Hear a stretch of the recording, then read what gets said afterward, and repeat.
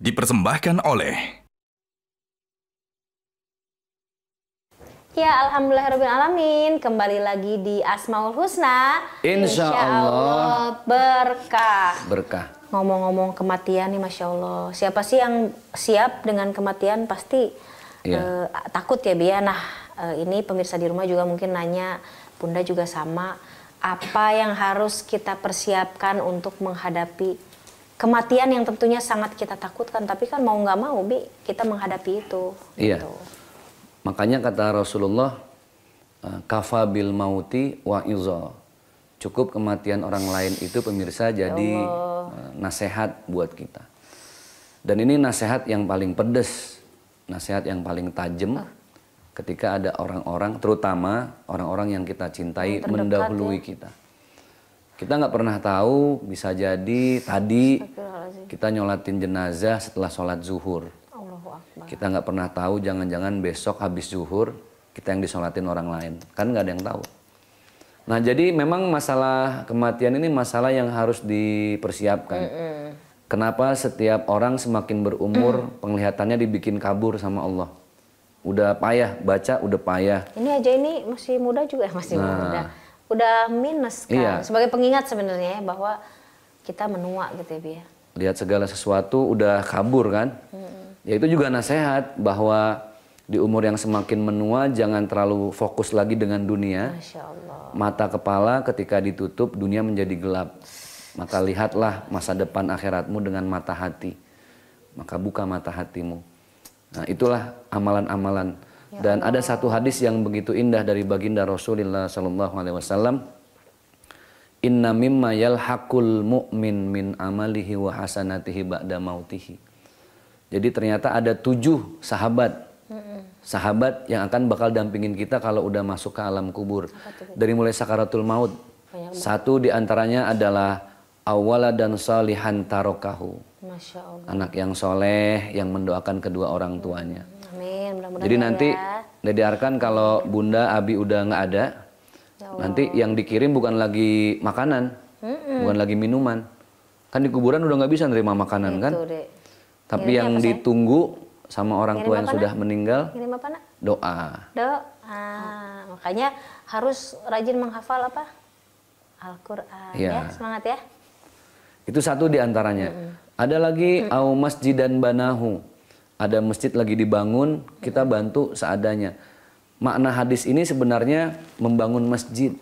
Tapi banyak ulama yang menjabarkan bukan harus ngebangun dari nol sampai jadi, enggak.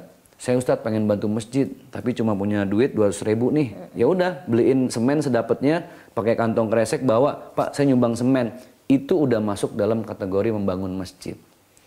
Au baitan libnis sabili banahu. Ada pesantren lagi dibangun, kita bantuin. Au mushafan warrathahu. Mushaf Al-Quran yang kita sedekahkan. Au nahron ajrohu. Artinya sungai yang dialirkan untuk orang lain. Di zaman dulu kan sungai itu kapling-kaplingan. Terus kita alirin. Nah itu jadi amal jariah. Contoh lain kayak apa? Kan banyak nih orang mau ke masjid tapi jalannya sempit. Motor aja nggak muat. Sempit banget. Nah terus tiba-tiba yang punya tanah ini ngewakafin. Masya Allah. Saya wakafin deh. Supaya orang bisa jalan kaki ke dalam. Bisa lewat motor. Apalagi diwakafin buat bisa masuk mobil. Luar biasa. Itu sama dengan memberikan air sungai untuk orang lain. Dan setiap ada orang yang ibadah lewat situ, langkahnya, pahalanya itu untuk orang yang mewakafkan tanah. Itu yang disebut au nahron ajro. Ada 7. 7 ya. Yang menjadi sahabat. Nah, makanya persiapan kita apa nih? Ya termasuk saya, semua pemirsa, kita nggak pernah tahu ya. Seolah-olah kita sekarang lagi sehat. Dan 80% menurut penelitian banyak orang yang meninggal itu di atas tempat tidurnya sendiri. Kan belum lama tuh ada orang tua angkat saya, Bapak Haji Dasuki kan anaknya dokter. Iya masih muda masih ya. muda, sehat. Ya secara harta Allah berikan rezeki banyak.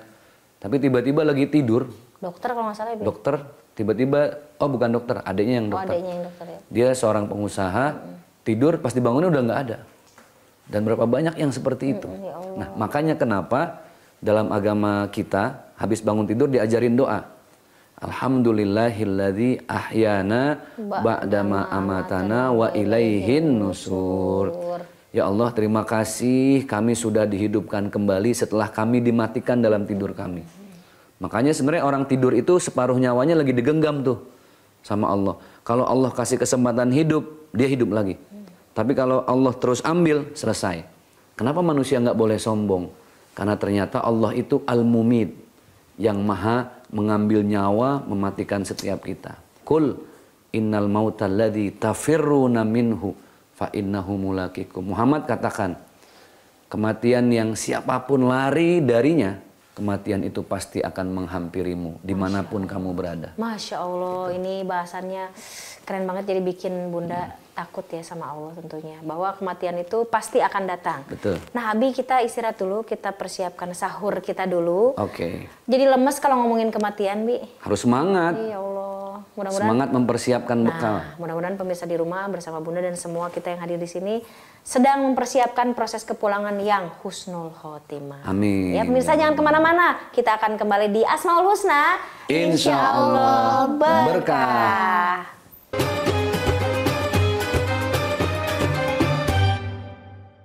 Dipersembahkan oleh